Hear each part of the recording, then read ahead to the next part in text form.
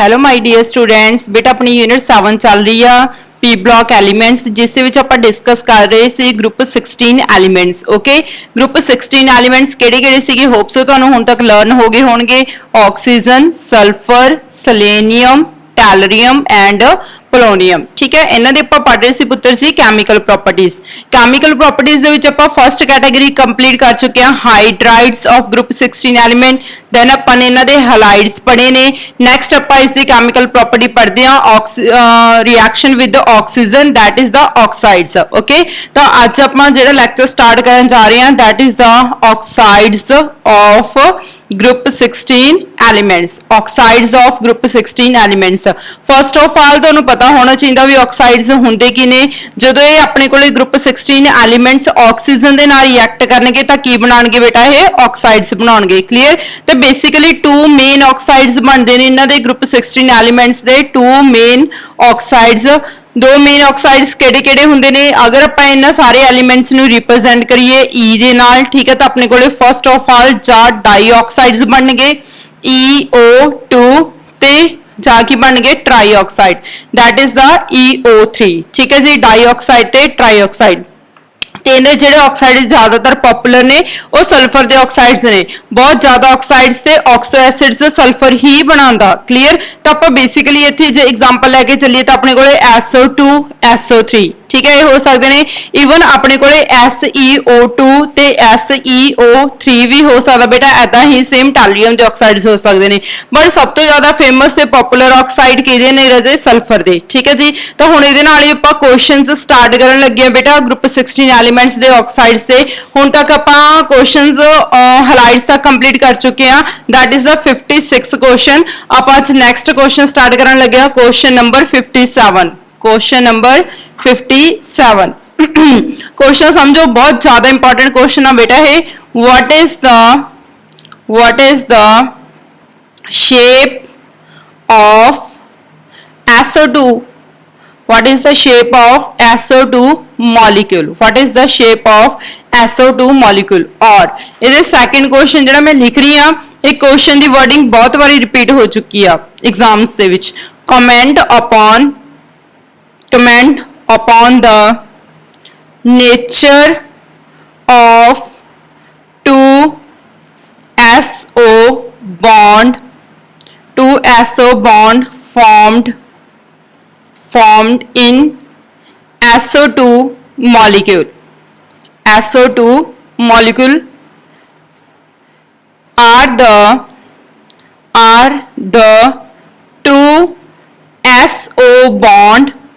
are the two SO bond in this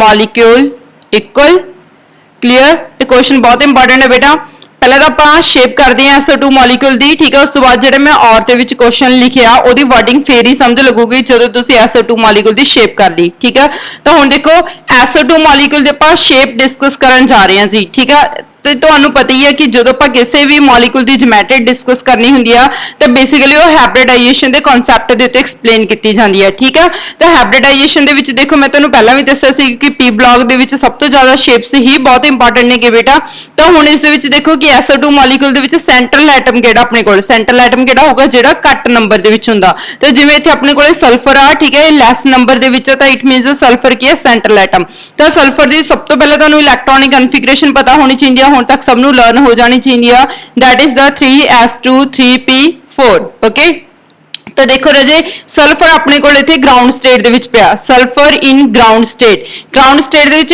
s दे कोल अपने कोले third shell दे कोल 2 electrons पए ने ते p दे कोल बेटा अपने कोले कितने इलेक्ट्रॉन्स पए ने 4 इलेक्ट्रॉन्स 3s3p ठीक है उस तो बाद नेक्स्ट फिर तुहानू दस्सिया सीगा कि ग्राउंड स्टेट तो बाद अगली स्टेट जिहड़ी आउंदी है that is the excited state अगली स्टेट किहड़ी आंदी है बेटा एक्साइटेड स्टेट हुण एक्साइटेड स्टेट बहुत इंपॉर्टेंट हुंदी है ठीक है एक्साइटेड स्टेट दे विच तुसीं ये देखना कि तुहानू किन्ने अनपेयर इलेक्ट्रॉन चाहिए ने ते तुसीं किन्ने इलेक्ट्रॉन की करवा सकदे हो एक्साइट करवा सकदे हो ठीक है जी तो हुण देखो बेटा ध्यान नाल इत्थे अपने कोले सल्फर दे नाल 2 ऑक्सीजन लग रही ने ठीक है। हुण ये तो तुहानूं पता कि हर एक ऑक्सीजन हमेशा डबल बॉन्ड बनाउंदी है, ठीक है, क्योंकि इस ऑक्सीजन दे कोले वैलेंस शेल दे विच किन्ने इलैक्ट्रॉन हुंदे ने 6। अगर 2 बॉन्ड बना लेवे तो इहदे कोले वैलेंस शेल दे विच 8 इलैक्ट्रॉन हो जाणगे। तो इट मीनस ये होया कि हर एक ऑक्सीजन ने 2 बॉन्ड बनाए हुए ने, ठीक है। जिथे अपने कोले डबल बॉन्ड हुंदा उहदे विच एक बॉन्ड सिग्मा हुंदा ते दूसरा बॉन्ड की हुंदा पाई हुंदा। सेम इहदे विच एक बॉन्ड सिग्मा ते एक बॉन्ड की है बेटा पाई। तो इट मीनस सल्फर ने 2 ऑक्सीजन दे नाल टोटल किन्ने बॉन्ड बनाए हुए ने 4 बॉन्ड। ओके, अगर 4 बॉन्ड बनाए हुए तो ਆਪਾਂ ਨੂੰ ਇੱਥੇ ਅਨਪੇਅਰਡ ਇਲੈਕਟ੍ਰੋਨ ਵੀ 4 ਹੀ ਚਾਹੀਦੇ ਨੇ, ਠੀਕ ਹੈ ਜੀ। ਤਾਂ ਤੁਸੀਂ ਇੱਥੇ ਇਲੈਕਟ੍ਰੋਨਸ ਦੀ ਐਕਸਾਈਟਮੈਂਟ ਇਸ ਅਕੋਰਡਿੰਗ ਕਰਵਾਉਣੀ ਹੈ ਕਿ ਤੁਹਾਡੇ ਕੋਲੇ 4 ਅਨਪੇਅਰਡ ਇਲੈਕਟ੍ਰੋਨ ਆ ਜਾਣ।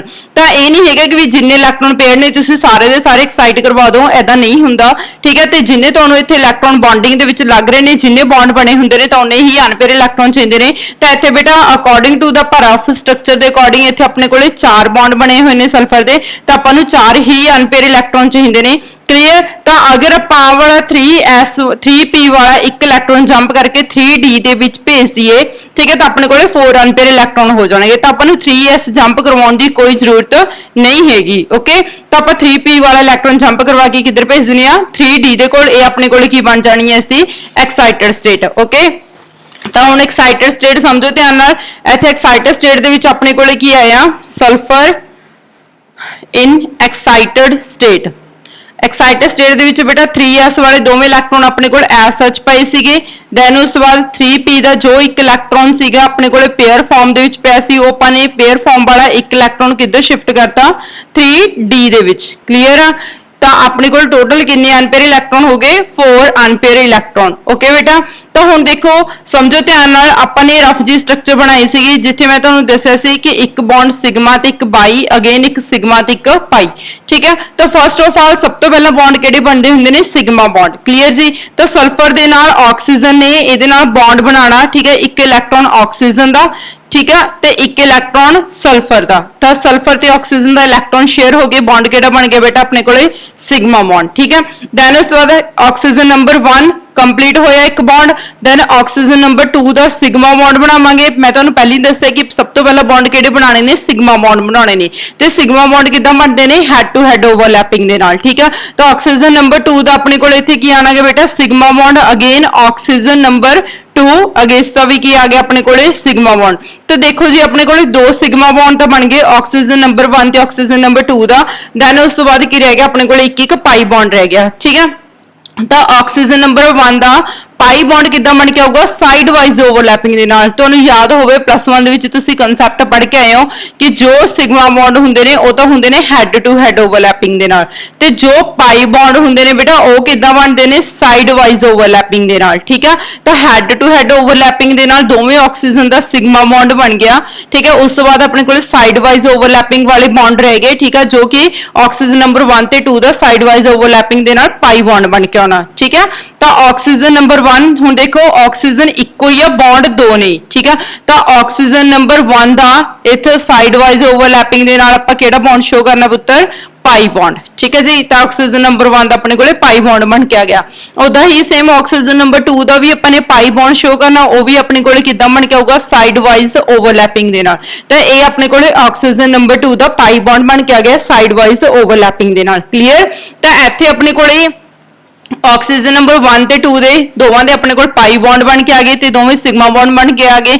हुण तुसीं इत्थे नैक्सट स्टैप की हुंदा इसदी हाइब्रिडाइजेशन की होनी है। हुण हाइब्रिडाइजेशन दे विच देखो अपने कोले किहड़े-किहड़े ऑर्बिटल्स पार्टिसिपेट कर रहे ने। बेसिकली जिहड़े सिग्मा बॉन्ड हुंदे ने ओही ऑर्बिटल्स ही हाइब्रिडाइजेशन दे विच पार्टिसिपेट करदे ने। पाई बॉन्ड वाले ऑर्बिटल्स हाइब्रिडाइजेशन दे विच पार्टिसिपेट नहीं करते। ठीक है, सारा प्लस 1 दा कांसैप्ट है बेटा। ठीक है, जिथे हाइब्रिडाइजेशन दा पूरी डिटेल्ड दे विच कांसैप्ट दस्सिया जांदा यूनिट 4th दे विच केमिकल बॉन्डिंग दे विच, तो उत्थे भी तुसीं पढ़ के आए हो कांसैप्ट। तो हुण देखो इत्थे 3s ते 3p सिर्फ अपने कोले 3p दे 2 ऑर्बिटल सिग्मा बॉन्डिंग दे विच पार्टिसिपेट कर रहे ने, ते 3p दा लास्ट वाला ऑर्बिटल ते 3d दा लास्ट फर्स्ट ऑर्बिटल ये दोवें बॉन्डिंग दे विच पार्टिसिपेट नहीं कर रहे। ठीक है, तो हुण देखो इत्थे अपने कोले फर्स्ट ऑफ ऑल s दा अपने कोले एक ऑर्बिटल पार्टिसिपेट कर रहे हैं, p दे सिर्फ 2 ऑर्बिटल पार्टिसिपेट कर रहे हैं, क्योंकि मैं तुहानू पहले ही दस्सिया कि सिर्फ सिग्मा बॉन्ड ही हाइब्रिडाइजेशन दे विच पार्टिसिपेट करते हैं। तो अपने कोले हाइब्रिडाइजेशन की हुई इसदी sp2 हाइब्रिडाइजेशन। ठीक है जी। कई स्टूडेंट ਨੂੰ ਪਜ਼ਲਿੰਗ ਹੋ ਰਹੀ ਹੋਗੀ ਕਿ ਇਸ ਦੀ sp3d ਹੈਬਿਟੇਸ਼ਨ ਹੋਣੀ ਚਾਹੀਦੀ ਹੈ, ਬਟ ਨਾਟ ਬੇਟਾ। ਤੇ ਆਪਾਂ sp3d ਹੈਬਿਟੇਸ਼ਨ ਉਦੋਂ ਕਾਊਂਟ ਕਰਦੇ ਜੇ ਸਾਰੇ ਦੇ ਸਾਰੇ ਸਿਗਮਾ ਬੌਂਡ ਹੁੰਦੇ, ਬਟ ਇੱਥੇ ਦੋ ਆਰਬਿਟਲ ਪਾਈ ਦੇ ਵਿੱਚ ਪਾਰਟਿਸਿਪੇਟ ਕਰਨ ਕਰਕੇ ਆਪਾਂ ਇਹਨਾਂ ਨੂੰ ਕਾਊਂਟ ਨਹੀਂ ਕਰਾਂਗੇ। ਓਕੇ, ਤਾਂ sp2 ਹੈਬਿਟੇਸ਼ਨ ਹੋ ਗਈ।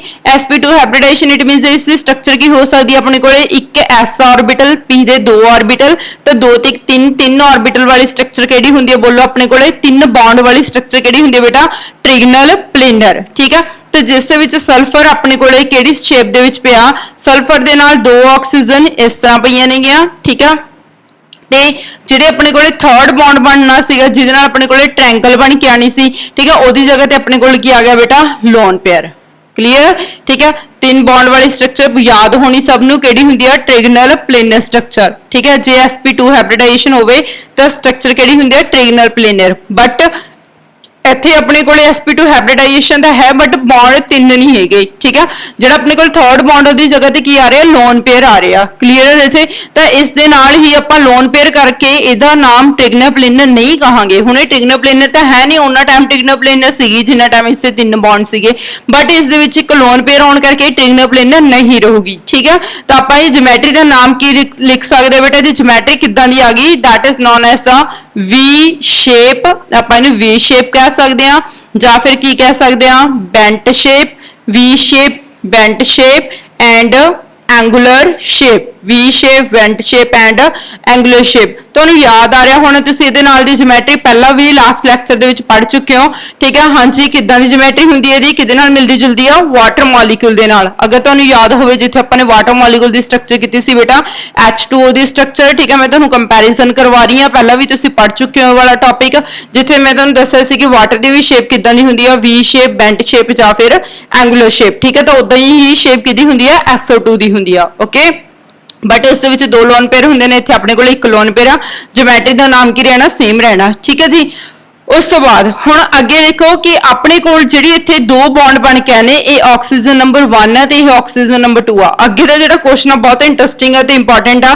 ਠੀਕ ਹੈ, ਜਿਹੜਾ ਸੈਕੰਡ ਮੈਂ ਔਰ ਪਾ ਕੇ ਸੈਕੰਡ ਕੁਐਸਚਨ ਲਿਖਿਆ ਸੀ ਨਾ, ਉਹੀ ਚੀਜ਼ ਹੁਣ ਤੁਹਾਨੂੰ ਕਲੀਅਰ ਹੋਣੀ ਹੈ। ਠੀਕ ਹੈ, ਹੁਣ ਦੇਖੋ ਆਕਸੀਜਨ ਨੰਬਰ 1, ਆਕਸੀਜਨ ਨੰਬਰ 1 ਦਾ ਜੋ ਸਿਗਮਾ ਬੌਂਡ ਬਣਿਆ ਉਹ p ਆਰਬਿਟਲ ਦਾ ਬਣਿਆ, ਤੇ ਜਿਹੜਾ ਪਾਈ ਬੌਂਡ ਬਣਿਆ ਉਹ ਵੀ ਕਿਹਦਾ ਬਣਿਆ, p ਆਰਬਿਟਲ ਦਾ ਬਣਿਆ। ਠੀਕ ਹੈ, ਸਮਝ ਰਹੇ ਨਾ ਮੇਰੀ ਗੱਲ। ਹੁਣ ਦੇਖੋ ਆਪਣੇ ਕੋਲੇ ਆਕਸੀਜਨ ਨੰਬਰ 1 ਦਾ ਸਿਗਮਾ ਬੌਂਡ ਵੀ p ਆਰਬਿਟਲ ਦਾ ਬਣਿਆ ਤੇ ਪਾਈ ਬੌਂਡ ਵੀ ਕਿਹਦਾ ਬਣਿਆ, p ਆਰਬਿਟਲ ਦਾ। ਠੀਕ ਹੈ ਜੀ, ਤਾਂ ਇਟ ਮੀਨਸ ਇੱਥੇ ਆਪਾਂ ਕੀ ਕਹਿ ਸਕਦੇ ਆ ਕਿ ਆਕਸੀਜਨ ਨੰਬਰ 1 ਜਿਹੜੀ ਉਸ ਦਾ ਬੌਂਡ ਕਿੱਦਾਂ ਦੇ ਬਣੇ ਨੇ ਬੇਟਾ, ਪਾਈ ਬੌਂਡ ਕਿਹੜੇ ਆਰਬਿਟਲ ਦਾ ਬਣਿਆ, p ਪਾਈ। ਠੀਕ ਹੈ, p ਪਾਈ ਬੌਂਡਿੰਗ। ਠੀਕ ਹੈ, ਆਕਸੀਜਨ ਨੰਬਰ 1 ਦੇ ਵਿੱਚ ਕਿਸ ਤਰ੍ਹਾਂ ਦੀ ਬੌਂਡਿੰਗ ਹੋਈ ਆ, p ਪਾਈ ਬੌਂਡਿੰਗ ਦੀ। ਹੁਣ ਆਕਸੀਜਨ ਨੰਬਰ 2 ਦੇ ਨੂੰ ਧਿਆਨ ਨਾਲ ਦੇਖੋ, ਜੋ ਬੇਟਾ ਆਕਸੀਜਨ ਨੰਬਰ 2 ਦਾ ਸਿਗਮਾ ਬੌਂਡ ਬਣਿਆ ਉਹ ਕਿਹੜਾ ਬਣਿਆ ਆਪਣੇ ਕੋਲੇ, p ਆਰਬਿਟਲ ਦਾ। ਬਟ ਜਿਹੜਾ ਇਸ ਦਾ ਪਾਈ ਬੌਂਡ ਬਣਿਆ ਉਹ ਕਿਹੜੀ ਆਰਬਿਟਲ ਦਾ ਬਣਿਆ ਰਾਜੇ, d ਆਰਬਿਟਲ ਦਾ। ਧਿਆਨ ਨਾਲ ਦੇਖੋ ਕਿਹੜੇ ਆਰਬਿਟਲ ਦਾ ਬਣਿਆ, d ਆਰਬਿਟਲ ਦਾ।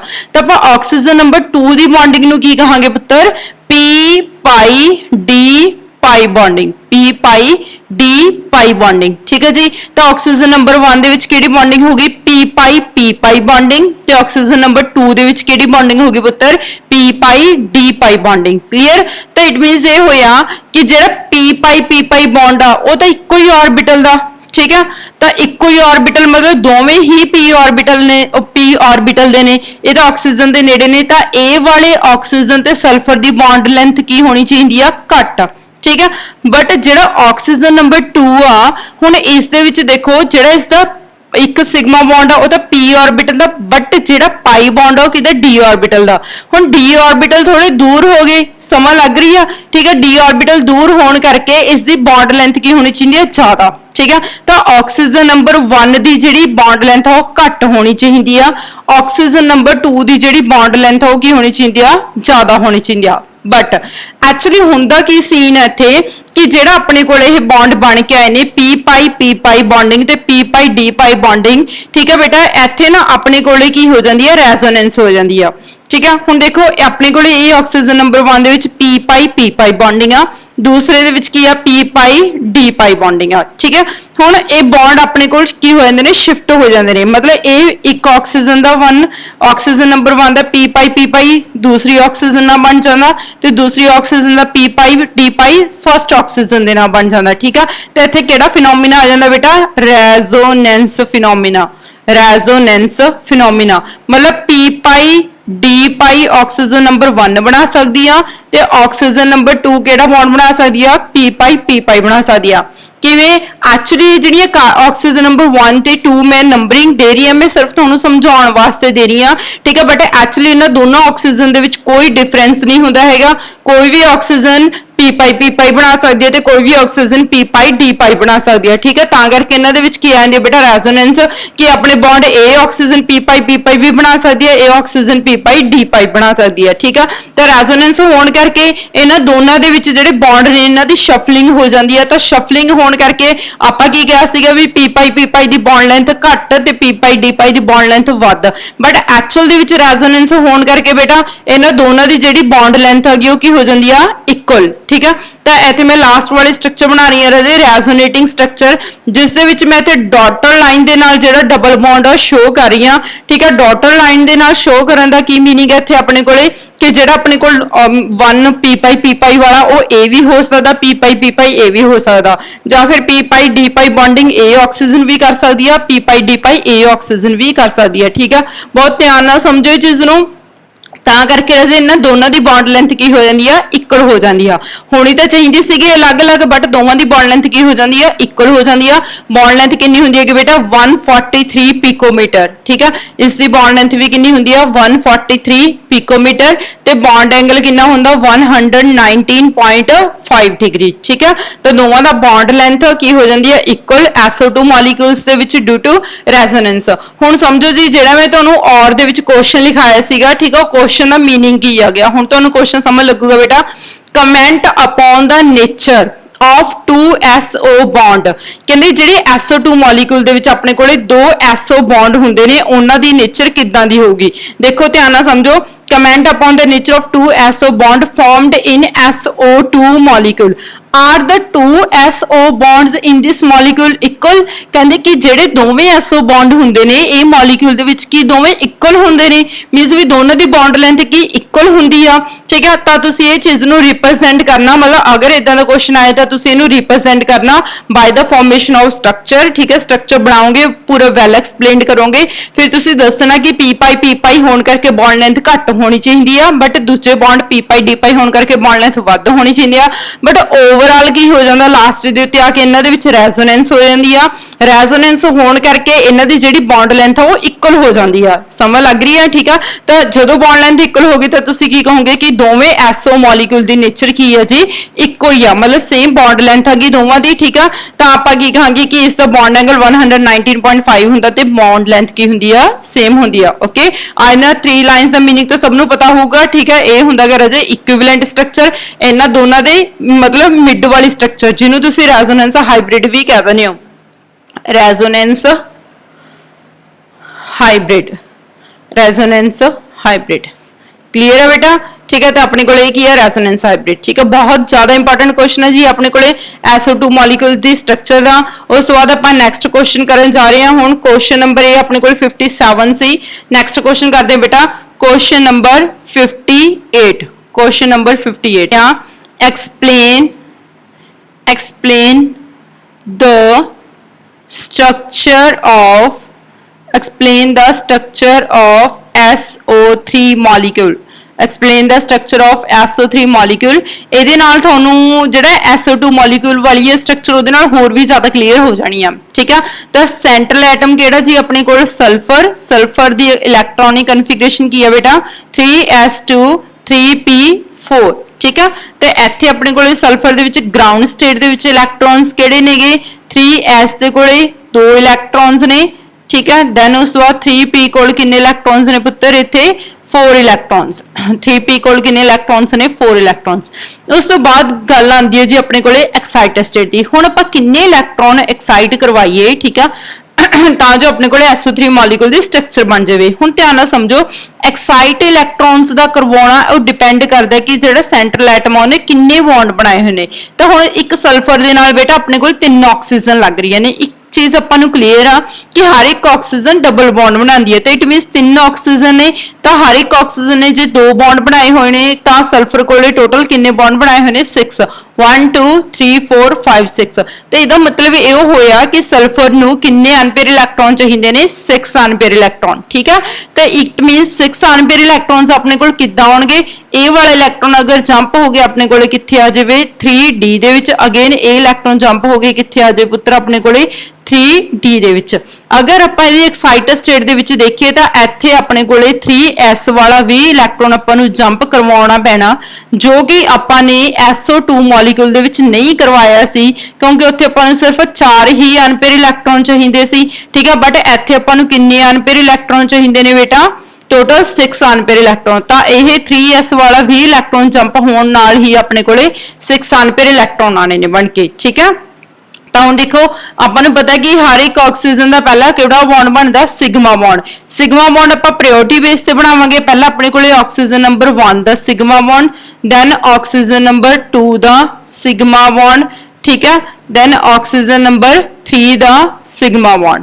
ठीक है, ये अपने को की बन गए बेटा 3 सिग्मा बॉन्ड बन के आ गए। ठीक है, फिर उस तो बाद साइड वाइज ओवरलैपिंग दे नाल की बनना पाई बॉन्ड। ठीक है जी, पता तुहानू सिंगल बॉन्ड हमेशा सिग्मा हुंदा, डबल बॉन्ड दे विच एक सिग्मा हुंदा ते एक पाई हुंदा। अगर अपने को ट्रिपल बॉन्ड होण ते एक सिग्मा ते उस दे विच 2 की हुंदे ने पाई बॉन्ड हुंदे ने। ठीक है, तो हुण इत्थे अपने को डबल बॉन्ड आ, एक सिग्मा बॉन्ड बन गया ते एक की बनना बेटा पाई बॉन्ड बनना। तो हुण देखो ये ऑक्सीजन नंबर 1 दे नाल पहला पाई बॉन्ड बन गया, ऑक्सीजन नंबर 2 दे नाल pi bond, then oxygen number 3 दे नाल अपने कोल की बन गया पाई बॉन्ड बन के आ गया। ठीक है, ਇਹਦੇ ਨਾਲ ही हाइब्रिडाइजेशन ਆਪਾਂ सिर्फ ਜਿਹੜੇ ऑर्बिटल काउंट करने ने ਉਹ सिर्फ सिग्मा तक ही काउंट करने ने, पाई वाले ऑर्बिटल्स ਆਪਾਂ काउंट नहीं करांगे। ठीक है, ਇੱਥੇ ਆਪਾਂ ਇਹ पाई ऑर्बिटल वाले नहीं काउंट करांगे। ਤੇ ਮੇਰੇ ਕੋਲ ਇੱਕ s ਦਾ ऑर्बिटल, p ਦੇ ਕਿੰਨੇ ऑर्बिटल सिर्फ 2 ऑर्बिटल ਜੋ सिग्मा ਦੇ ਵਿੱਚ ਪਾਰਟਿਸਿਪੇਟ ਕਰ ਰਹੇ ਨੇ। ठीक है, ਤਾਂ sp2 हाइब्रिडाइजेशन होनी आ।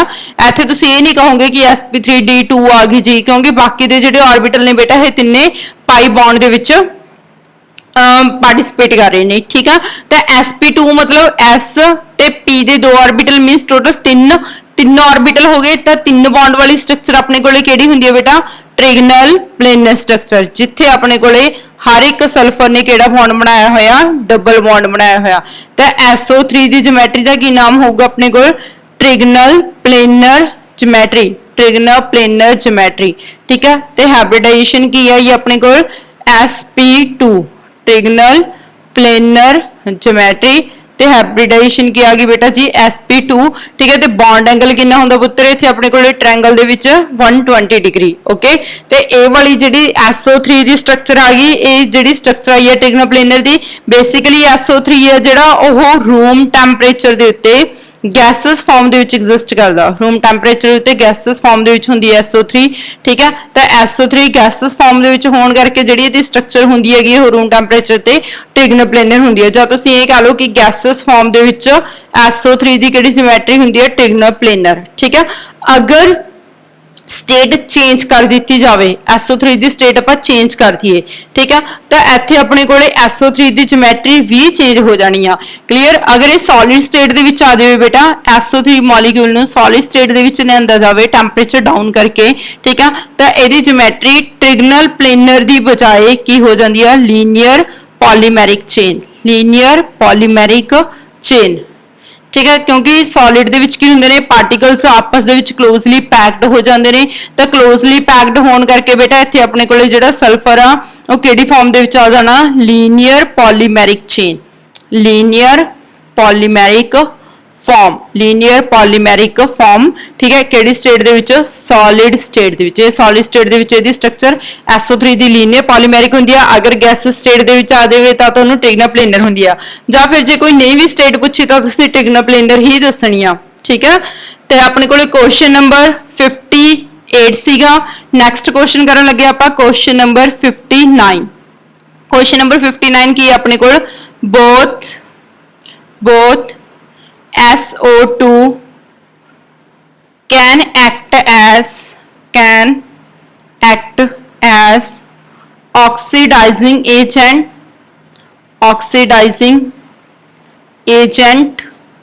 as well as reducing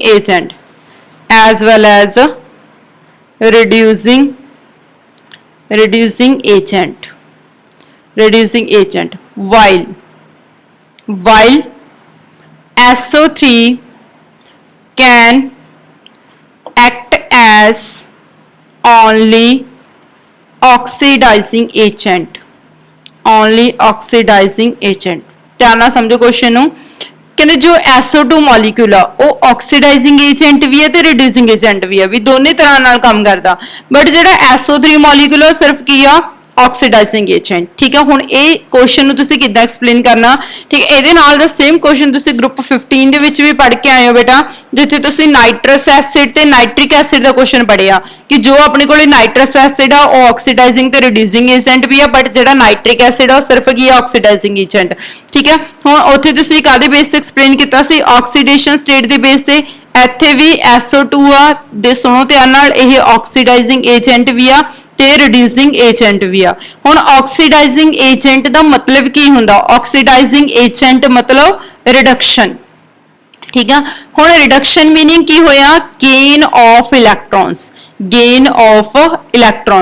reducing agent ਮਤਲਬ ਕੀ ਹੋਇਆ ਬੇਟਾ ਆਕਸੀਡੇਸ਼ਨ ਦਾ ਮਤਲਬ ਕੀ ਹੋਇਆ ਲਾਸ ਆਫ ਇਲੈਕਟ੍ਰॉन ਇਹਦਾ ਮਤਲਬ ਇਹ ਹੋਇਆ ਕਿ ਜੋ SO2 ਆ ਉਹ ਇਲੈਕਟ੍ਰॉन ਲਾਸ ਵੀ ਕਰ ਸਕਦਾ ਤੇ ਗੇਨ ਵੀ ਕਰ ਸਕਦਾ ਠੀਕ ਆ but SO3 can act as only oxidizing agent ਹੁਣ oxidizing agent means ਸਿਰਫ ਕੀ ਕਰ ਸਕਦਾ ਹੈ ਰਿਡਕਸ਼ਨ means ਸਿਰਫ ਇਲੈਕਟ੍ਰॉन ਕੀ ਕਰ ਸਕਦਾ ਗੇਨ ਕਰ ਸਕਦਾ ਗੇਨ ਆਫ ਇਲੈਕਟ੍ਰॉन्स ਹੁਣ ਇਹ ਚੀਜ਼ ਨੂੰ ਸਮਝੋ ਧਿਆਨ ਨਾਲ ਦੇਖੋ sulphur in case of SO2 oxidation state ਕਿੰਨੀ ਆਉਗੀ ਇੱਥੇ ਆਪਣੇ ਕੋਲੇ ਸਲਫਰ ਦੀ ਆਕਸੀਡੇਸ਼ਨ ਸਟੇਟ ਤਾਂ ਸਭ ਨੂੰ ਕੈਲਕੂਲੇਟ ਕਰਨੀ ਆਂਦੀ ਹੋਗੀ ਬੇਟਾ x ਮਤਲਬ ਆਪਾਂ ਨੇ ਸਲਫਰ ਦੀ ਆਕਸੀਡੇਸ਼ਨ ਸਟੇਟ ਫਾਈਂਡ ਆਊਟ ਕਰਨੀ ਆ ਠੀਕ ਆ ਆਕਸੀਜਨ ਦੀ ਕਿੰਨੀ ਹੋਗੀ 2 2s the -4 is equal to total charge ਕੀ ਹੈ 0 ਤਾਂ ਇੱਥੇ ਆਪਣੇ ਕੋਲੇ x ਕਿਹੜੀ ਸਟੇਟ ਦੇ ਵਿੱਚ ਪਿਆ +4 ਆਕਸੀਡੇਸ਼ਨ ਸਟੇਟ ਚ ਠੀਕ ਹੈ ਹੁਣ x +4 ਦੇ ਵਿੱਚ ਪਿਆ ਤੇ ਇਹਦਾ ਮਤਲਬ ਕੀ ਹੋਇਆ x ਜਦੋਂ +4 ਸਟੇਟ ਦੇ ਵਿੱਚ ਪਿਆ ਤਾਂ ਇਹਦੀ ਇਲੈਕਟ੍ਰੋਨਿਕ ਕਨਫੀਗਰੇਸ਼ਨ ਕੀ ਹੁੰਦੀ ਆ 3s2 3p4 ਠੀਕ ਹੈ +4 ਦਾ ਮਤਲਬ ਇਹਨੇ 4 ਇਲੈਕਟ੍ਰੋਨ ਲਾਸ ਕੀਤੇ ਹੋਏ ਨੇ ਤਾਂ 3p 0 ਹੋ ਜਾਊਗਾ ਠੀਕ ਹੈ +4 ਦਾ ਮੀਨਿੰਗ ਤਾਂ ਸਮਝ ਲਓ ਕਿ 4 ਇਲੈਕਟ੍ਰੋਨ ਲਾਸ ਕੀਤੇ ਹੋਏ ਨੇ ਠੀਕ ਹੈ ਤਾਂ ਹੁਣ ਇਹ ਕੇਸ ਦੇ ਵਿੱਚ ਦੇਖੋ ਬੇਟਾ ਜਦੋਂ SO2 ਦੇ ਵਿੱਚ ਸਲਫਰ +4 ਆਕਸੀਡੇਸ਼ਨ ਸਟੇਟ ਦੇ ਵਿੱਚ ਪਿਆ ਜਿੱਥੇ 3s ਕੋਲ ਇਲੈਕਟ੍ਰੋਨਸ ਹੈਗੇ ਨੇ ਬਟ 3p ਕੋਲ ਇਲੈਕਟ੍ਰੋਨਸ ਨਹੀਂ ਹੈਗੇ ਹੁਣ ਸਮਝੋ ਧਿਆਨ ਨਾਲ ਅਗਰ ਮੈਂ ਇਹ SO2 ਵਾਲੇ ਸਲਫਰ ਦੇ ਕੋਲ ਇਲੈਕਟ੍ਰੋਨ ਐਡ ਕਰਨੇ ਚਾਹਾਂ ਠੀਕ ਹੈ ਤਾਂ ਐਮਪਟੀ ਆਰਬਿਟਲਸ ਪਏ ਨੇ ਨਾ ਇਸ ਦੇ ਵਿੱਚ ਇਲੈਕਟ੍ਰੋਨ ਐਡ ਹੋ ਸਕਦੇ ਨੇ ਠੀਕ ਹੈ ਮਤਲਬ ਇਲੈਕਟ੍ਰੋਨ ਗੇਨ ਕਰ ਸਕਦਾ ਤੇ ਜਿਹੜਾ ਮੋਲੀਕਿਊਲ ਇਲੈਕਟ੍ਰੋਨ ਗੇਨ ਕਰ ਸਕਦਾ ਠੀਕ ਹੈ ਤਾਂ ਗੇਨ ਆਫ ਇਲੈਕਟ੍ਰੋਨ ਕੀ ਹੋਣੀ ਹੈ ਰਿਡਕਸ਼ਨ ਮੀਨਸ ਕੀ ਹੋਣੀ ਹੈ ਉਹ ਕਿਹੜਾ ਏਜੰਟ ਹੋਊਗਾ ਆਕਸੀਡਾਈਜ਼ਿੰਗ ਏਜੰਟ ਠੀਕ ਹੈ ਹੁਣ ਅੱਗੇ ਦੀ ਕਹਾਣੀ ਸੁਣੋ ਕਿ ਸਲਫਰ ਕੋਲ 3s ਕੋਲ ਇਲੈਕਟ੍ਰੋਨਸ ਪਏ ਨੇ ਅਗਰ ਕੋਈ ਕਿਸੇ ਸਪੀਸੀਜ਼ ਨੂੰ ਇਲੈਕਟ੍ਰੋਨ ਦੇਣਾ ਚਾਹੇ ਤਾਂ ਇਹ 3s ਵਾਲੇ ਇਲੈਕਟ੍ਰੋਨ ਦੇ ਦੂਗਾ ਮਤਲਬ ਇਲੈਕਟ੍ਰੋਨ ਲਾਸ ਕਰ ਸਕਦਾ ਲਾਸ ਆਫ ਇਲੈਕਟ੍ਰੋਨ ਕੀ ਹੋਣੀ ਆ ਆਕਸੀਡੇਸ਼ਨ ਮਤਲਬ ਰਿਡਿਊਸਿੰਗ ਏਜੰਟ ਠੀਕ ਹੈ ਤਾਂ SO2 ਕੀ ਹੋਊਗਾ ਬੇਟਾ ਇੱਥੇ ਆਪਣੇ ਕੋਲੇ ਰਿਡਿਊਸਿੰਗ ਏਜੰਟ ਠੀਕ ਆ ਐਦਾਂ ਦਾ ਸੇਮ ਕਨਸੈਪਟ ਅਪਲਾਈ ਕਰਨਾ ਤੁਸੀਂ ਨੇ SO3 ਦੇ ਉੱਤੇ ਖੁਦ ਅਪਲਾਈ ਕਰਕੇ ਦੇਖੋ ਕੀ ਇਹਦੀ ਆਕਸੀਡੇਸ਼ਨ ਸਟੇਟ ਆ ਰਹੀ ਆ ਕਿ ਇਹ ਇਲੈਕਟ੍ਰੋਨ ਗੇਨ ਕਰ ਸਕਦਾ ਜਾਂ ਲਾਸ ਕਰ ਸਕਦਾ ਠੀਕ ਆ ਕਿੱਦਾਂ ਇਹ ਆਕਸੀਡਾਈਜ਼ਿੰਗ ਏਜੰਟ ਹੋਣਾ ਚਾਹੀਦਾ ਠੀਕ ਹੈ ਜੀ ਇਹ ਸਾਰਾ ਤੁਸੀਂ ਨੇ ਕਨਸੈਪਟ ਆਕਸੀਡੇਸ਼ਨ ਸਟੇਟ ਮੈਨੂੰ ਇਹਦੀ ਕਮੈਂਟ ਬਾਕਸ ਦੇ ਵਿੱਚ ਲਿਖ ਕੇ ਰਿਪਲਾਈ ਕਰਨਾ ਬੇਟਾ ਠੀਕ ਹੈ ਤੇ ਨਾਲ ਹੀ ਤੁਸੀਂ ਦੱਸਣਾ ਵੀ ਇਹ ਆਕਸੀਡਾਈਜ਼ਿੰਗ ਏਜੰਟ ਕਿੱਦਾਂ ਓਕੇ ਇਹ ਤੁਹਾਡੇ ਵਾਸਤੇ ਛੱਡਿਆ ਮੈਨੇ answer do yourself it can do yourself ਠੀਕ ਆ ਅਗਰ ਤੁਸੀਂ ਖੁਦ ਟਰਾਈ ਕਰਕੇ ਦੇਖੋਗੇ ਤਾਂ ਤੁਹਾਨੂੰ ਕਨਸੈਪਟ ਦੀ ਹੋਰ ਵੀ ਜ਼ਿਆਦਾ ਕਲੈਰਿਟੀ ਹੋਣੀ ਆ ਓਕੇ ਜੀ ਉਸ ਤੋਂ ਬਾਅਦ ਆਪਾਂ ਨੈਕਸਟ ਕੁਐਸਚਨ ਕਰਦੇ ਹਾਂ ਬੇਟਾ ਕੁਐਸਚਨ ਨੰਬਰ 59 ਤੋਂ ਬਾਅਦ ਕੁਐਸਚਨ ਨੰਬਰ 60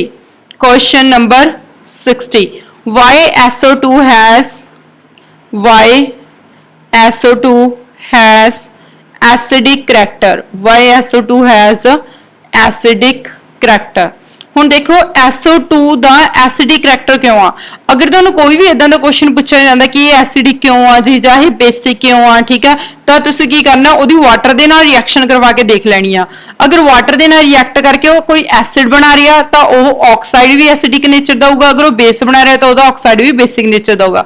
ਬੇਸਿਕਲੀ ਬੇਟਾ ਜਿੰਨੇ ਵੀ ਨॉन ਮੈਟਲਸ ਦੇ ਆਕਸਾਈਡ ਹੁੰਦੇ ਨੇ, नॉन मैटल्स ऑक्साइड, जिन्ने भी नॉन मैटल के ऑक्साइड होंगे ने हमेशा किहड़े नेचर के होंगे ने, एसिडिक नेचर के, ठीक है। जिन्नियां भी मैटल्स के ऑक्साइड होंगे ने, मैटल्स के ऑक्साइड वो हमेशा किहड़े नेचर के होंगे ने, बेसिक नेचर के, ठीक है, बेसिक नेचर के। इत्थे मैं तुहानूं एक्सट्रा नॉलेज भी दे देनी आ, ठीक है। वैसे अपना जिहड़ा क्वेश्चन SO2 के नाल रिलेटेड आ, ठीक है जी। तो देखो SO2 नूं जदों तुसीं वाटर दे विच डिसोल्व करदे हो, ठीक है, तो इत्थे तुहाडे कोल की बन के आउंदा H2SO3, that is known as a sulphurous acid. Sulphurous acid, sulphuric नहीं है, यह सल्फ्यूरस एसिड आ, ठीक है। तो हुण देखो, हुण अगर अपन वाटर दे विच डिसोल्व किया तो इन्हें की बना लिया, एसिड बना लिया। जे यही एसिड आ तो इहदी भी किहड़ी नेचर हुई, एसिडिक नेचर हुई, ठीक है। तो आधा अपने को न्यूट्रल आ, ठीक है जी। तो आप एसिड दे विच वाटर की एडिशन करवाई तो अपने को एसिड डिल्यूट ही होना, मतलब ਇਹਦਾ ਵੀ ਇਹ ਵੀ ਕੀ ਆਪਣੇ ਕੋਲ ਬਣ ਕੇ ਆਇਆ, एसिड बन के आया, ठीक है। That मीनस oxides non metal the oxide ਕਿਹੜਾ नेचर ਦਾ ਹੁੰਦਾ, एसिडिक नेचर ਦਾ। ਹੁਣ ਮੈਂ ਤੁਹਾਨੂੰ ਥੋੜੀ ਜਿਹੀ ਐਕਸਟਰਾ ਨੌਲੇਜ ਦਿੰਨੀ ਆ, ਜਿਵੇਂ ਮੈਟਲ ਦਾ ਆਕਸਾਈਡ ਆ, ਮੈਟਲ ਆਪਣੇ ਕੋਲ ਕੋਈ ਵੀ ਲੈ ਲਓ, ਸੋਡੀਅਮ ਮੈਟਲ ਸਾਰੇ ਜਾਣਦੇ ਹੋ, ਠੀਕ ਹੈ। ਸੋਡੀਅਮ ਮੈਟਲ ਦੇ ਵਿੱਚ ਆਪਾਂ ਵਾਟਰ ਦੀ ਐਡੀਸ਼ਨ ਕਰਵਾ ਦਈਏ ਤਾਂ ਆਪਣੇ ਕੋਲ ਕੀ ਬਣ ਜਾਣਾ ਇੱਥੇ, ਸੋਡੀਅਮ ਹਾਈਡਰੋਕਸਾਈਡ। ਸੋਡੀਅਮ ਹਾਈਡਰੋਕਸਾਈਡ ਸਭ ਨੂੰ ਪਤਾ ਕੀ ਹੁੰਦਾ, ਬੇਸ ਹੁੰਦਾ, ठीक है। हुण मैंने इस ते ए मेटल ऑक्साइड दे विच वाटर दी एडिशन करवाई तो बेस होया, तो ये भी अपने कोल किहड़ी नेचर दा होया, बेसिक नेचर दा होया। क्लीयर है बेटा, ठीक है। काफी इंपॉर्टेंट है चीज, तुहानूं पता होनी चाहिए कि नॉन मेटल दे ऑक्साइड एसिडिक नेचर दे हुंदे ने ते मेटल दे ऑक्साइड हमेशा बेसिक नेचर दे हुंदे ने। सल्फर डाइऑक्साइड तां करके एसिडिक नेचर दा क्योंकि ये सल्फ्यूरिक एसिड बना लैंदा जदों आपां इस नूं वाटर दे नाल कंबाइन करदे हां। ओके पुੱਤਰ, उस तो बाद नैक्सट क्वेश्चन देखो, why there is use of. Next question, question number 61. Why there is used silent electric discharge, silent electric discharge during the preparation of ozone, during the preparation of ozone। ਹੁਣ ਸਮਝੋ ਧਿਆਨ ਨਾਲ कि ਜਦੋਂ ozone ਦੀ preparation ਕੀਤੀ ਜਾਂਦੀ ਹੈ, ozone ਦਾ formula ਤਾਂ ਸਭ ਨੂੰ ਪਤਾ ਹੋਊਗਾ O3, ਠੀਕ ਹੈ। ਜਦੋਂ ਓਜ਼ੋਨ ਦੀ ਪ੍ਰੈਪਰੇਸ਼ਨ ਕੀਤੀ ਜਾਂਦੀ ਆ ਤਾਂ ਉਦੋਂ ਸਾਇਲੈਂਟ ਇਲੈਕਟ੍ਰਿਕ ਡਿਸਚਾਰਜ ਹੀ ਕਿਉਂ ਪਾਸ ਕੀਤਾ ਜਾਂਦਾ, ਠੀਕ ਹੈ। ਪਹਿਲਾਂ ਧਿਆਨ ਨਾਲ ਸਮਝੋ ਥੋੜਾ ਜਿਹਾ। ਜਦੋਂ ਬੇਟਾ ਆਪਾਂ ਓਜ਼ੋਨ ਨੂੰ ਪ੍ਰਪੇਅਰ ਕਰਦੇ ਹਾਂ, ਬੇਸਿਕਲੀ ਓਜ਼ੋਨ ਨੂੰ ਜਦੋਂ ਪ੍ਰਪੇਅਰ ਕੀਤਾ ਜਾਂਦਾ ਤਾਂ ਇਹਨੂੰ ਆਕਸੀਜਨ ਤੋਂ ਪ੍ਰਪੇਅਰ ਕੀਤਾ ਜਾਂਦਾ, ਠੀਕ ਹੈ। ਆਕਸੀਜਨ ਦੇ ਵਿੱਚੋਂ ਇਲੈਕਟ੍ਰਿਸਿਟੀ ਪਾਸ ਕੀਤੀ ਜਾਂਦੀ ਆ, ठीक है। मीनस बट जो उत्थे इलैक्ट्रिक चार्ज पास करवाया जाऊगा वो स्पार्कलैस होगा, मतलब स्पार्किंग नहीं होगी, तो स्पार्किंग वाला साउंड भी प्रोड्यूस नहीं होगा उत्थे, ठीक है। तो उत्थे साइलेंटली इलैक्ट्रिक करंट पास किया जाता, साइलेंटली इलैक्ट्रिक डिस्चार्ज, ठीक है, मतलब स्पार्कलैस होना। तो इत्थे अपने कोल की बन जाना, ओजोन बन जाना। हुण देखो भी इत्थे क्वेश्चन ये राइज होंदा भी जिहड़ी आपां इलैक्ट्रिसिटी पास करदे हां वो स्पार्कलैस क्यों हुंदी आ, ठीक है, स्पार्कलैस ਜਾਂ ਫਿਰ ਉਹ ਸਾਇਲੈਂਟ ਕਿਉਂ ਹੁੰਦੀ ਆ, ਠੀਕ ਹੈ। ਇਲੈਕਟ੍ਰਿਕ ਡਿਸਚਾਰਜ ਜਿਹੜਾ ਆਪਾਂ ਪਾਸ ਕਰ ਰਹੇ ਹਾਂ ਸਾਇਲੈਂਟ ਕਿਉਂ ਹੁੰਦਾ। ਐਕਚੁਅਲ ਦੇ ਵਿੱਚ ਬੇਟਾ ਜਿਹੜਾ ਇਹ ਪ੍ਰੋਸੈਸ ਆ ਇਹ ਰਿਵਰਸੀਬਲ ਪ੍ਰੋਸੈਸ ਆ। ਓਜ਼ੋਨ ਬਣਾਉਣ ਦਾ ਜਿਹੜਾ ਆਕਸੀਜਨ ਤੋਂ ਓਜ਼ੋਨ ਬਣਾਉਣ ਦਾ ਪ੍ਰੋਸੈਸ ਹੈ ਕਿ ਇਹ ਰਿਵਰਸੀਬਲ ਆ, ਠੀਕ ਹੈ। ਐਂਡ ਮੋਰ ਓਵਰ ਇਹ ਪ੍ਰੋਸੈਸ ਹੋਰ ਕੀ ਆ, ਐਂਡੋਥਰਮਿਕ ਆ, ठीक है। एंडोथर्मिक, हुण एंडोथर्मिक का मतलब की होया कि इत्थे हीट एब्जॉर्ब होंदी है। एंडोथर्मिक का मीनिंग की हुंदा बेटा कि इत्थे हीट अपने कोल की हो रही है, एब्जॉर्ब हो रही है, ठीक है। तो हीट एक्चुअली कितनी एब्जॉर्ब होंदी है इत्थे 142.7 किलो जूल पर मोल, ठीक है। ये अपने कोल डेल्टा H की वैल्यू है, ठीक है, मतलब इत्थे इन्नी हीट एब्जॉर्ब होंदी है। हुण देखो प्रोसैस रिवर्सिबल आ, उपर दी एंडोथर्मिक आ, ठीक है। अगर अपन इत्थे स्पार्क प्रोड्यूस करती या साउंड प्रोड्यूस करता तो जिहदे नाल हीट प्रोड्यूस होनी आ, अगर हीट प्रोड्यूस होगी तो ओजोन दा मॉलिक्यूल डिसोशिएट हो के दोबारा वापस किस च कन्वर्ट हो जाना, ऑक्सीजन दे विच, ठीक है। तो अपन नूं ओजोन गैस इत्थे नहीं मिलनी, मतलब प्रोडक्ट दी यील्ड घट जानी आ, ठीक है। तां करके इत्थे प्रोसैस रिवर्सिबल ते एंडोथर्मिक होण करके, ठीक है, प्रोसैस वापस ना जावे, रिएक्शन वापस ऑक्सीजन दे विच कन्वर्ट ना होवे, तां करके आपां नूं इत्थे स्पार्कलैस करंट पास करना पैंदा। ओके, ये भी काफी इंपॉर्टेंट क्वेश्चन है बेटा, ध्यान नाल ठीक है पता होना चाहिए। तो ਤੁਹਾਨੂੰ प्रोसेस रिवर्सिबल एंडोथर्मिक ਤੇ ਹੀਟ कितनी ऑब्जॉर्व ਹੁੰਦੀ ਹੈ 142.7 किलो जूल पर मोल। ओके जी, नेक्स्ट क्वेश्चन करते हैं बेटा, question number 62। Question number 62, how the SO2 can act as bleaching agent, how the SO2 can act as a bleaching agent। Oxides of sulphur ਦਾ question ਆ, ਆਪਾਂ ਇਹਨੂੰ ਬਲੀਚਿੰਗ ਏਜੰਟ ਦੀ ਤਰ੍ਹਾਂ use ਕਰਦੇ ਆ। SO2 ਨੂੰ ਸਭ ਤੋਂ ਪਹਿਲਾਂ ਬਲੀਚਿੰਗ ਏਜੰਟ ਸਭ ਨੂੰ ਪਤਾ ਹੋਣਾ ਚਾਹੀਦਾ। ਬਲੀਚ ਪਾਊਡਰ ਦਾ ਕੀ ਕੰਮ ਹੁੰਦਾ ਬੇਟਾ, ਬਲੀਚਿੰਗ ਏਜੰਟ ਮਤਲਬ ਜੋ रंग काट करने वास्ते यूज किया जाए, रंग नू कट्टण वास्ते यूज किया जाए, ठीक है। कलरिंग मैटर नू कलरलैस कन्वर्ट करने वास्ते यूज किया जाए, उन्होंने ब्लीचिंग एजेंट कहा जाता, ठीक है। तो SO2 नू टैंपरेरी बेस से ब्लीचिंग एजेंट की तरह यूज किया जाता, ठीक है। वो किदां किया जाता कि बेटा देखो, जो आप सल्फर डाइऑक्साइड दे वाटर की एडिशन करवाने in the presence of moisture, ठीक है, then it will converted to the sulphur sulphuric acid and plus nascent hydrogen, ठीक है। तो हुण जिहड़ी इत्थे अपने कोले नेसेंट हाइड्रोजन प्रोड्यूस होई है, नेसेंट हाइड्रोजन, ठीक है, यह किसी भी कलरिंग मैटर नू, ठीक है, वैजीटेबल कलर नू कन्वर्ट कर दिंदी है कलरलैस दे विच, ठीक है। तो हुण जदों आपां इस विच कोई भी कलरिंग मैटर पावांगे, कलरिंग मैटर अपने कोल की पी हैगी होर रिएक्शन दे विच नेसेंट हाइड्रोजन। हुण नेसेंट हाइड्रोजन दा काम की हुंदा है, कलर नू रिमूव कर दिंदी है, ठीक है। तो अपने कोल की बन जाना इत्थे कलरलैस मैटर, कलरलैस मैटर। बट जिहड़ा SO2 दा ब्लीचिंग दा काम हुंदा वो टैंपरेरी हुंदा, ठीक है। जदों आपां नू एक्सपोज करदे आ इह वाले मैटर नू एयर दे विच, ठीक है, तो प्रोसैस की हुंदा रिवर्स हो जांदा, ठीक है। On exposing the bleached material, on exposing the bleached material, on exposing the bleached material into air, the reverse process takes place, the reverse process takes place, the reverse process takes place, ठीक है। तो देखो colouring matter जिहड़ा अपने कोले कलरलैस matter सीगा, इस विच आपां ने एयर दे विच एक्सपोज किया, मतलब ऑक्सीजन ऐड हुई तो दोबारा फिर उसका कलर प्रोड्यूस हो जाता, ठीक है जी। तो दोबारा फिर अपने कोल की बन जाता बेटा कलर्ड मैटर, ओके। तो ये सीगा अपने कोले बेटा SO2 दा ब्लीचिंग एजेंट। बट याद रखियो ये हमेशा अपने कोले टैंपरेरी ब्लीचिंग एजेंट आ, टैंपरेरी ब्लीचिंग एजेंट, इहदा टैंपरेरी इफेक्ट हुंदा, ओके बेटा। तो इस दे नाल आपां रिलेटेड क्वेश्चन ब्लीचिंग एजेंट वाला ग्रुप 17 दे विच भी पढ़ांगे, ये भी इंपॉर्टेंट है काफी, ठीक है। तो काफी हद तक आपां इस दे जिहड़े केमिकल प्रॉपर्टीज कंप्लीट कर चुके हैं। उस तो बाद अपने कोले की रह गई ऑक्सो एसिड्स रह गए, ठीक है बेटा। उस दे नाल फिर अपने कोल ग्रुप 16 कंप्लीट हो जाना। ਤਾਂ ਤੁਸੀਂ ਇਹ ਵੀਡੀਓ ਨੂੰ ਧਿਆਨ ਨਾਲ ਦੇਖੋ, ਵੱਧ ਤੋਂ ਵੱਧ ਇਹਦੇ ਚੰਗੀ ਤਰ੍ਹਾਂ ਅੱਛੀ ਤਰ੍ਹਾਂ ਨੋਟਸ ਬਣਾਓ, ਕੱਲੇ-ਕੱਲੇ ਕੁਐਸਚਨ ਨੂੰ ਸਮਝੋ, ਠੀਕ ਹੈ ਬੇਟਾ। ਵੀਡੀਓ ਨੂੰ ਲਾਈਕ ਕਰੋ, ਸ਼ੇਅਰ ਕਰੋ। ਅਗਰ ਕੋਈ ਵੀ ਡਾਊਟ ਹੈ ਤਾਂ ਤੁਸੀਂ ਕਮੈਂਟ ਬਾਕਸ ਦੇ ਵਿੱਚ ਲਿਖ ਸਕਦੇ ਹੋ ਤੇ ਚੈਨਲ ਨੂੰ ਖੁਦ ਸਬਸਕ੍ਰਾਈਬ ਕਰੋ ਜਿਹੜੇ ਸਟੂਡੈਂਟਸ ਨੇ ਨਹੀਂ ਕੀਤਾ ਹੈਗਾ, ਤੇ ਅੱਗੇ ਤੋਂ ਅੱਗੇ ਹੋਰ ਸਟੂਡੈਂਟਸ ਤੋਂ ਕਰਵਾਓ। Thank you students.